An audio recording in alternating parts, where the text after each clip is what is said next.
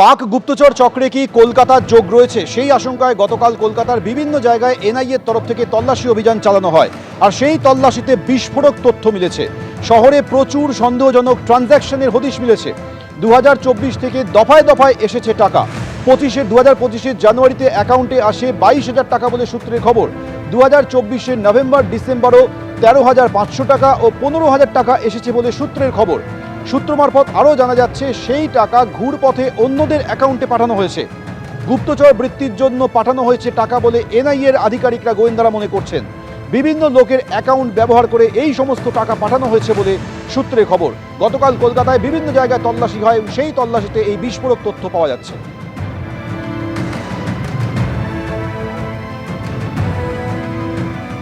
পাক গুপ্তচর চক্রে কলকাতার যোগ থাকতে পারে, এই আশঙ্কায় গতকাল কলকাতার বিভিন্ন জায়গায় আলিপুর, পার্ক সার্কাস, তপসিয়া সহ বিভিন্ন জায়গায় এনআইএর তরফে তল্লাশি চালানো হয়।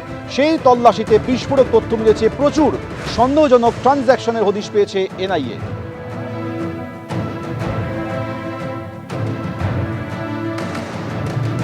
45/3 ডায়মন্ড হারবার রোড, একই ঠিকানায় একাধিক দোকান।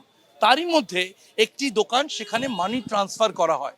2024 সালে এখানে এসেই মানি ট্রান্সফার করা হয়েছে এবং সেই মানি ট্রান্সফারের সঙ্গে মতিরাম জাট, সিআইএসএফ জওয়ান, যিনি পাক গুপ্তচর বৃত্তিতে ধৃত, তার অ্যাকাউন্টের সঙ্গে লিঙ্ক রয়েছে, তার পরিবারের অ্যাকাউন্টের সাথে লিঙ্ক রয়েছে, এমনটাই অভিযোগ এনআইএ। এবং এনআইএ অফিসাররা তারা আজকে আসেন, এখানে তারা রেড করেন। একাধিক মোবাইল, ল্যাপটপ তারা সিজ করেছেন। তলব করা হয়েছে দোকানের মালিককে। আগামী সোমবার তাকে এনআইএ দপ্তরে তলব করা হয়েছে।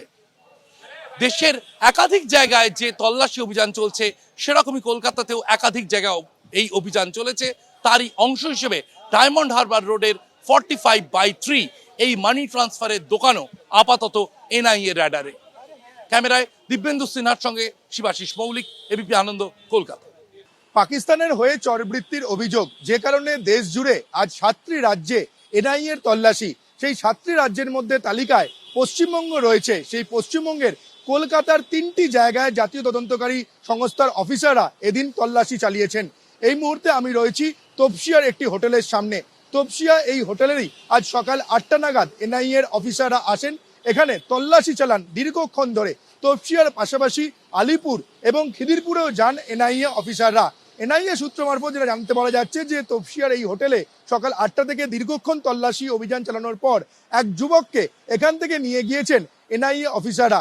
সেই যুবকের কাছ থেকে অনেক ল্যাপটপ এবং অন্যান্য গ্যাজেটস তারা পেয়েছেন। সেই যুবক কি কারণে এই হোটেলে, তপসিয়ার এই হোটেলে তিনি থাকছিলেন, কি তার সঙ্গে যোগাযোগ ছিল, সেটাই এখন জাতীয় তদন্তকারী সংস্থার আধিকারিকরা পুরো বিষয়টা খতিয়ে দেখছেন। সেই যুবককে প্রথমে এই হোটেলে দীর্ঘক্ষণ জিজ্ঞাসাবাদ করা হয়। জিজ্ঞাসাবাদ করার পর এনআইএ অফিসাররা এখান থেকে, তপসিয়ার এই হোটেল থেকে যুবককে নিয়ে গিয়েছেন। তবে গোটা দেশ জুড়ে 7টি রাজ্যের 15টি জায়গায় এনআইএর অফিসাররা আজকে পাকিস্তানের হয়ে চরবৃত্তির অভিযোগে এনআইএর এই তল্লাশি অভিযান চলে। ক্যামেরায় প্রতীক রায়ের সঙ্গে সৌমিত্র রায়, এবিপি আনন্দ, কলকাতা।